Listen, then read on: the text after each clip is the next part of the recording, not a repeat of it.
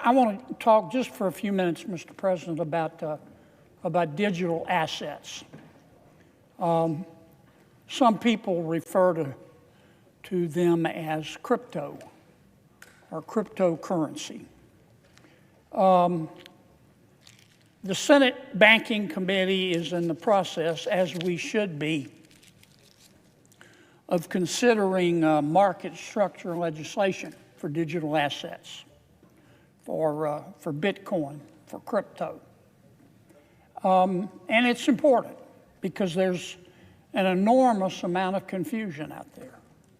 I remember when blockchain technology started, many of us do. Today, 1 in 5 Americans own cryptocurrency. Its growth has been nothing short of breathtaking. But as oftentimes happens when you have an innovation, it creates enormous confusion on the way that the subject of that innovation integrates with the federal government. And that's the case here.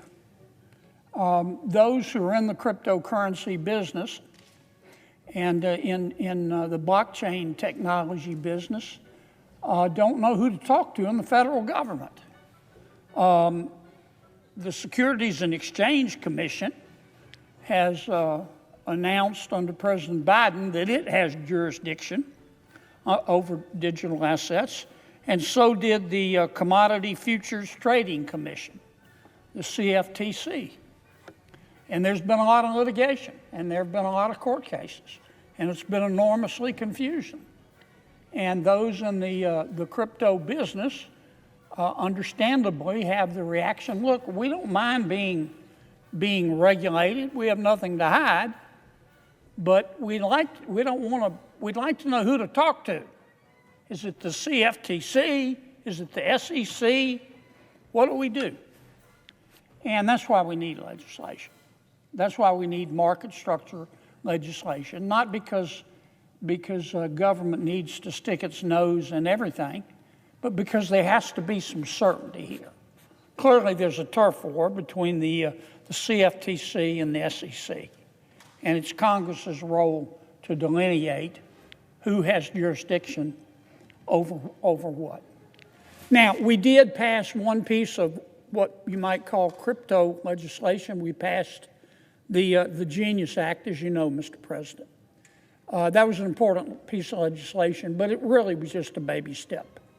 It regulates stable coins, which is only one part of the digital assets business. I'm certainly not denigrating the effort. I voted for the bill. I sit on the banking committee. The Congress passed the bill. It's a good bill. It was necessary. I congratulate everybody who worked so hard on it. But it's only a small portion of the digital assets market. Now we need to turn to the rest. And the House has already acted. The House has passed a bill called the Clarity Act, which does just what I've been talking about, providing some market structure legislation for the crypto industry, the digital assets industry.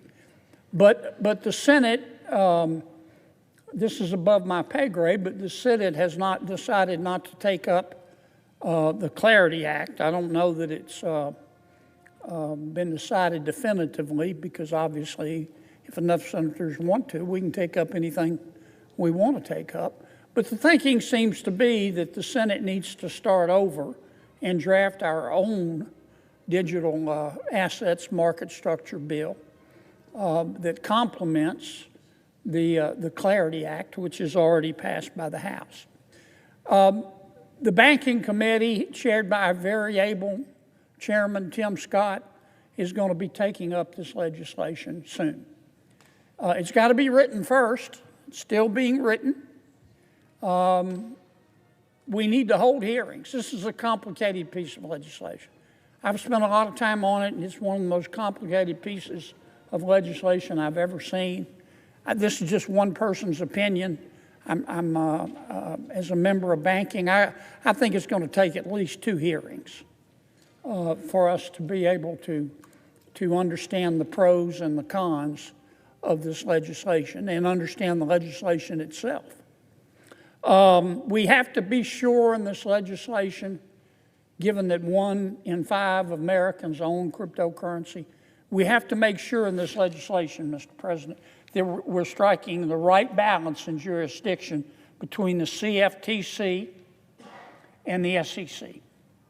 We have to make sure in this legislation that we're coordinating closely with another Senate committee, the Senate Agriculture Committee, because it has jurisdiction of the CFTC and will play just as important, if not a more important role in this legislation as the Banking Committee. We're going to have to address in this legislation some concerns of the banking community. The banking community, after we passed the Genius Act, remember the Genius Act was just about stable coins. The banking committee is arguing the banking community, our banks, are arguing very persuasively that there were some mistakes made in the Genius Act, which, as I just said, regulates stable coins. Frankly, I don't know if that's accurate or not. That's what we need a hearing for, but I think the banking community needs to be heard on this issue. If we did make some mistakes, I'm sorry, Mr. President. If we did make some mistakes in the Genius Act with respect to American banks, I want us to correct it. I'm not saying we did or we didn't. I've heard both sides of the argument.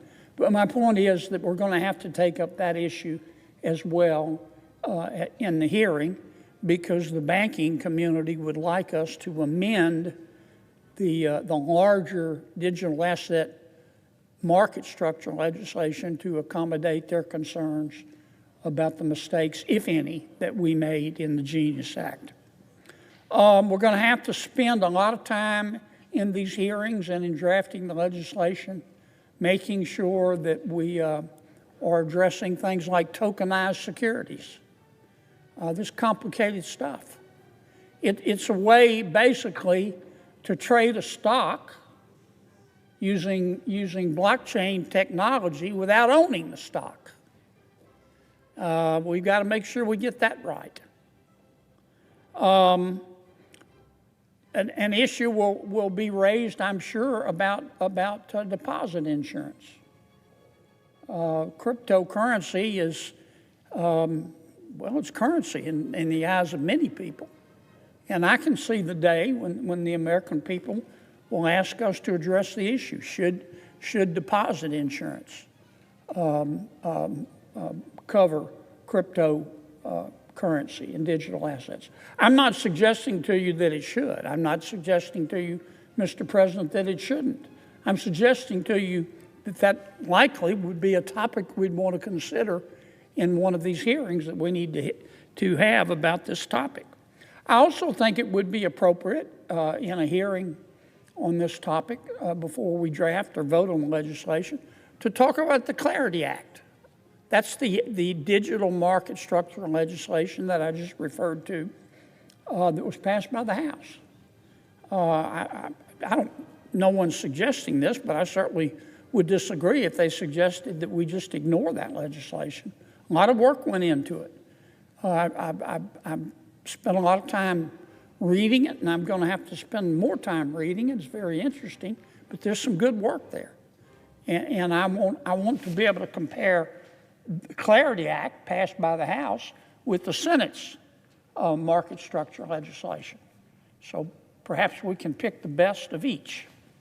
And that would be an appropriate topic of a hearing as well. And these issues I'm addressing are illustrative. They're not exhaustive. But we also need to address the issue of what, if any, fiduciary responsibility those who participate in the digital assets markets have. I'm talking about commodity brokers. I'm talking digital commodity brokers. I'm talking about digital commodity dealers. Should they have a fiduciary obligation to their customers, to their clients? I'm talking about the digital commodity exchanges. What should their duty to their clients be? Should it be a fiduciary obligation? Should it be something less? These are weighty issues. These are important issues. These are not issues that you raise and solve over a weekend.